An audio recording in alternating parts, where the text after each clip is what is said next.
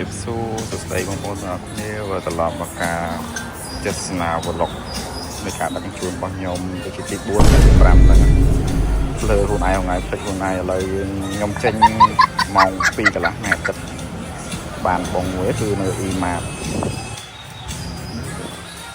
បងប្អូនអត់ទេមកខ្ញុំដឹកបងឲ្យភៀវប៉ុន្តែកំពុងទឹកសោះរបស់គេខ្ញុំមិនដឹងថាស្មានជាកូកាក្នុងកែវហ្នឹងគឺដាក់កែវកែវកតាស់យើងកូកាធម្មតាប៉ុន្តែបានជាទឹកសោះហើយមិនកំពុងបោះគាត់ពីរៀនឈរតែប៉ុន្តែគាត់ថាឲ្យយើងគាត់យកបានហើយនិយាយទៅជីវិតយើងជាអ្នកដឹកចឹងប្រយ័ត្នណាក៏ជីអត់ចូលប្លុកក៏វាចៃដន្យចឹងណាមិញយើងដាក់ប្រហែលបន្តិចតែដាក់ចូលក្នុងអាសុងនោះហើយប៉ុន្តែវានៅតែមិនដឹង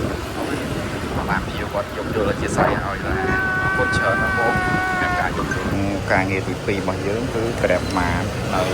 Lucky Supermarket Lucky ជា Lucky Express Supermarket នៅទួលទំពុកអូនអរគ្នាឥឡូវលេខភ្លៀងទៀតហើយតែវាឲ្យភ្លៀងឲ្យអូនបានថតទេសារភ្លៀងរៀងខ្លាំងគួរសមដែរគេថាភ្លៀងខ្លាំងតែឥឡូវចូលការងារទី3ចូលហើយ Grab Food បងប្អូនអរគ្នាលើករាំងវិញនេះស្អីភ្លៀងមួយថ្ងៃជាង4ដងមកដាច់ចិត្តចេញដឹកតែទៅចេញដឹកឡើយជាងខ្លាំងទៀតគង់ចាំហាងយកមកហូបឥឡូវយើងមកយកបងទី4របស់យើងបងទី4បងហ្នឹងយកទៅជាមួយបងទី3មិនដល់ហាងមកខាងគុំនេះសុខឆេងក្រៅស្ដាប់បានបងប្អូនអរគ្នាឥឡូវយើងបានបញ្ចប់ការងារទី4រួចហើយយើងដឹកការងារទី3ឲ្យភ្ញៀវនៅបែកខពីស្ទឹងចេញពីបងមិញហ្នឹងមានការងារទី3និងការងារទី4ការងារទី3ចូលមុនការងារទី4ចូលក្រោយប៉ុន្តែត្រូវដឹកការងារទី4ឲ្យភ្ញៀវមុនភាសាអីនៅស្ទឹងចេញផ្លូវស្រោបតែភាសាដល់ខ្ញុំអ្នកដឹកចង់ទៅខ្លួនឯងឯ system គេឲ្យដឹកចឹង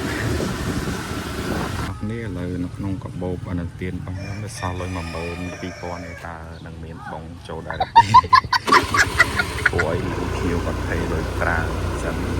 លុយទៅបានកាត់ពីកាបូបយើងទៅហើយឥឡូវដាក់ក៏លុយចូលកាបូបវិញប៉ុន្តែដឹងថាពេលណាចូលព្រោះសៅរ៍អាទិត្យអាចយកកន្លះម៉ោងឲ្យមកចូលហើយលើព្រីសំណាងពេលហ្នឹងបើសិនជាវាពុំចូលដល់យើងសំណាងមកយើងតែហេតុតែនេះយើងដឹកបានច្រើនបងពិតជាសំណាងមែនតែស្ដាយអត់មានលុយគ្រប់ក្នុងរបបទេប៉ុន្តែយើងអាចដឹកបងបន្តទៀតបានឥឡូវយើងចូល Grab Mart មួយយកទៅទូកោអូខេយើងបញ្ចប់ការងារទី5របស់យើងហើយជាមួយយើងចូលមើលកាបូបរបស់យើងមើលចូលលុយនៅអត់ទាន់ចូលលុយទេថ្ងៃនេះ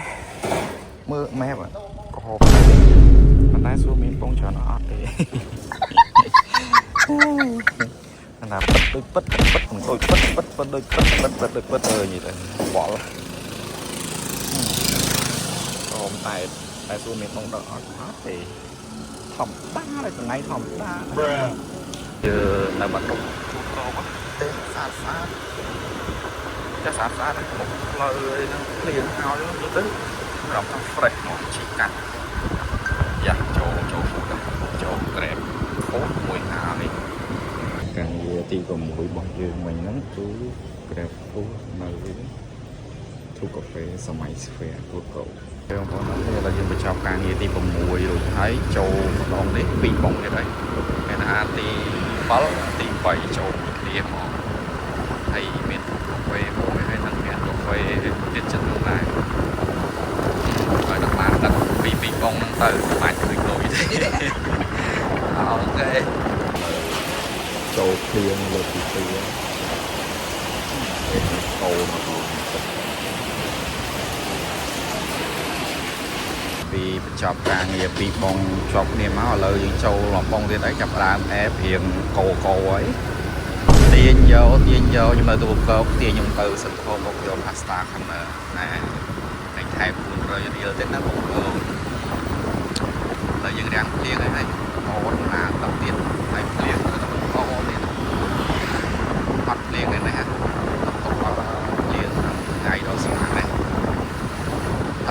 ដាច់រាំងឲ្យដាច់ហើយលៀងចៃចូលនោះតោះអស់បងយើងបានបញ្ចប់ការងារដល់ខាងស្លាកគាត់នៅមិននិយាយចូល express មួយហើយយេ express ហើយបាន express ដល់ចូលលីងអូខេឥឡូវយើងបញ្ចប់ express មួយទៀតចូល express មួយទៀតហើយទីតាំងទៅយកទៅម្ដុំច្បារអំពៅនេះមកយកចាប់លៀងពី stop ពេទ្យចិនទៅតែចាប់លៀងឥឡូវយើងរាំងដែរគាត់សតុំcònឥឡូវយើងបានមកដល់ទីតាំងភ្ញៀវទទួលហើយ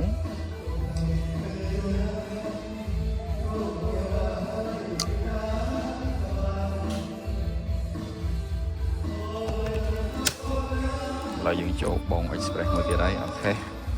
បានចឹងលោតមកបងបានប្រព័ន្ធទៀតហើយយកទៅបង្កងវិញអូហេណាហេវិញហេបងប្អូនអរគ្នាមិញតម្លាក់ express អត់ចង់តន់ចូល express មួយទៀតតាក់ដាផ្លូវភ្ញៀវគាត់ញាប់ដែរដោយសារឡើយវា express ទៅឆ្ងាយទៅដល់ឈុំមាសយកពី stop បកូនដល់ឈុំមាសហេនេះរឿងហេដែរអញ្ចឹងទៅខាងនេះបានអស់មើលបានបញ្ចប់ express មួយហើយឥឡូវយើងចូលដល់ Lucky Grab បានយក Lucky Supermarket នៅសាឈុំមាស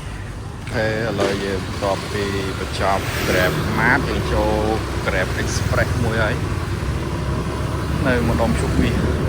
យើងទៅយក Grab Express សិនយើងជិះដល់នៅខាងជើងហោប៉ុន្តែអត់ជាប់បងទៅនឹងទេតែជាប់ទៅលើទីស្ថិតទីបងនេះណានិយាយទៅថែមចូលគាត់ប្រាក់200រៀល